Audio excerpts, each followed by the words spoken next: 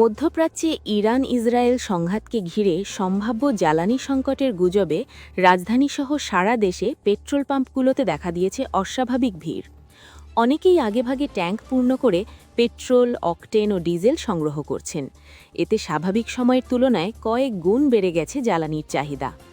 কোথাও কোথাও অতিরিক্ত চাপ সামাল দিতে সাময়িকভাবে বিক্রিও বন্ধ রাখতে হয়েছে। শুক্রবার রাজধানীর Malibagh, Tejgaon, Asad gate, new market সহ বিভিন্ন এলাকার পাম্পে দীর্ঘ লাইনে দাঁড়িয়ে থাকতে দেখা যায় গাড়ি ও মোটরসাইকেল চালকদের।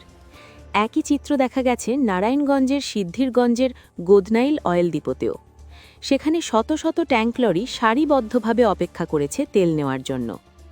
পরিস্থিতি নিয়ন্ত্রণে সরকার জ্বালানি কেনার সীমা নির্ধারণ করেছে।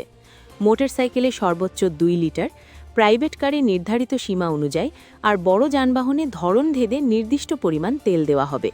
পাশাপাশি আগামী রোববার থেকে রেশনিং পদ্ধতিতে জ্বালানি বিক্রির পরিকল্পনার কথাও জানিয়েছে সরকার।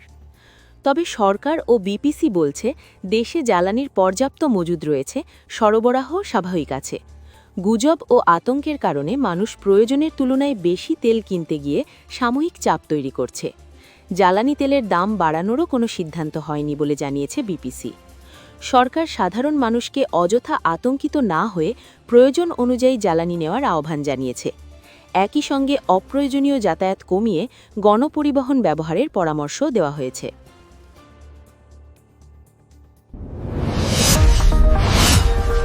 Subscribe now for daily news and updates.